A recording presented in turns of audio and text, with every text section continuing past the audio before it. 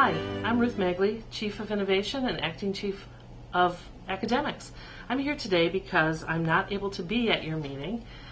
Today it just so happens to be one of my vacation days, which, as you know, or many of you do, I don't take very many vacation days. So I'm saying hello from across the states. I'm down in Hilton Head right now with my husband Bill, and I'm very excited about that.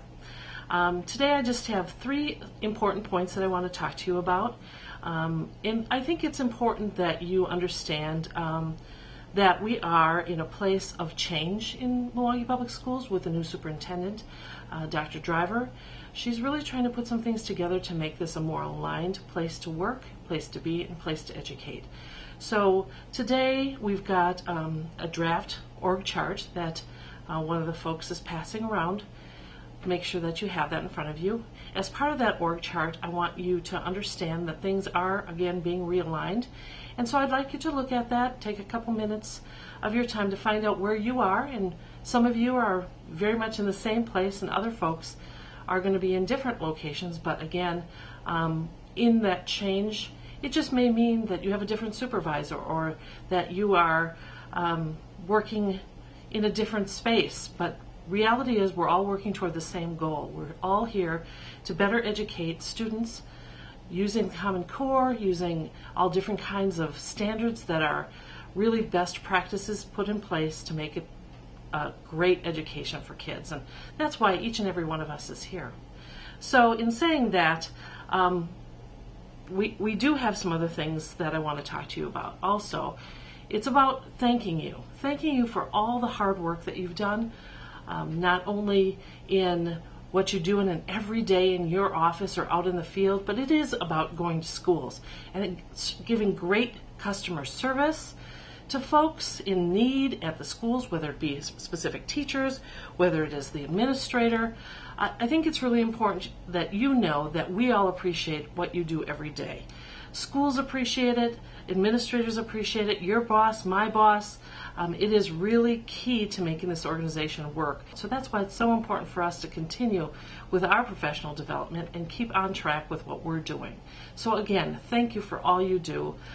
Thank you for the extra hours. I see many of you working late, coming early, even on the weekends. And I truly, truly want you to know that it is much appreciated. I also want you to know that there are some important things that are initiatives that are going on, such as the Reading Buddies. That is also really much appreciated. I know that it was a quick turnaround. We found out that we're going to do Reading Buddies and Assessment Buddies, and you really pulled through with not only planning that, but being out there every Monday, Tuesday, and Thursday morning at the schools, working with students. Some of us haven't had a chance to do that in a couple of years, and isn't it great to work with those little ones and get them up to speed on what they need to know, what they need to do, by giving them a little bit extra attention, some reading push, because as you know, and we all know, if they read better, they do better across the board in all the other subjects. So again, thank you for all that hard work. Assessments too. As we get closer to the assessment window, you'll be helping at the schools, whatever that they need, whether it be helping schedule, sitting in and proctoring an assessment, helping the SST or the principal do that work. That's great. Again, it's all for the kids, and we just keep that in our heart, and we know that that's what we're doing.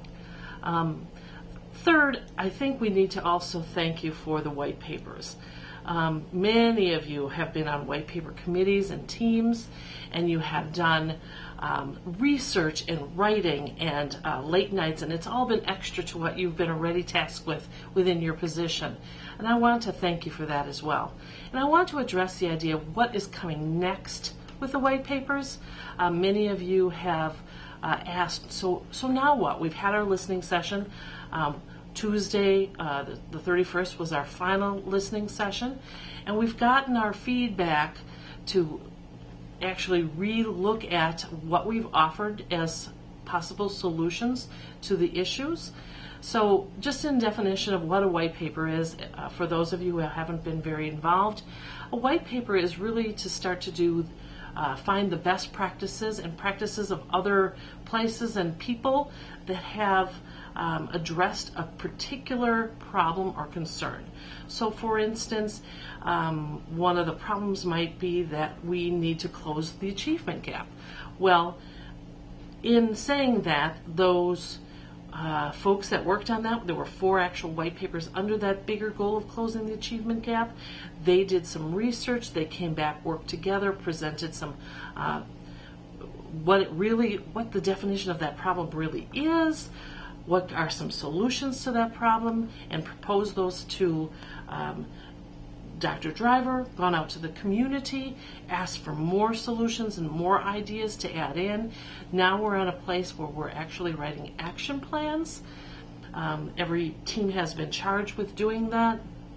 As part of their action plan, they're going to incorporate not only what the community said, but what they came up with, and then going back together once those action plans are completed, and for all of us to really sit down and start doing a strategic plan from what was proposed. Remember, the white papers were really to develop a long-term 6-year strategic plan, and in saying that, those different proposals, whether they be high cost, low cost, no cost, have to be really put into a long-term plan, because as you know, even this coming year we were going to have to cut money out of the budget. So how do we do these things that we know are best practices? How do we do them with the resources that we have? That also means change, because when we talk about realignment, it means let's give up some of the things that aren't working and put in things that are. That's important, and that takes a lot of thinking and good planning to have that happen. And again, we want to thank you for being part of that.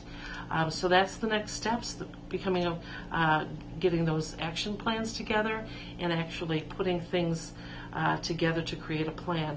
And then going forth with that to propose that and share that with our community, with the board, and with all the teachers and staff, so that everybody knows what our plans are, what our best practice, and what is Milwaukee Public Schools all about. It really is about making our school district the best district in the United States, the one that's closing the gap, the one that is really serving kids to the best of our ability.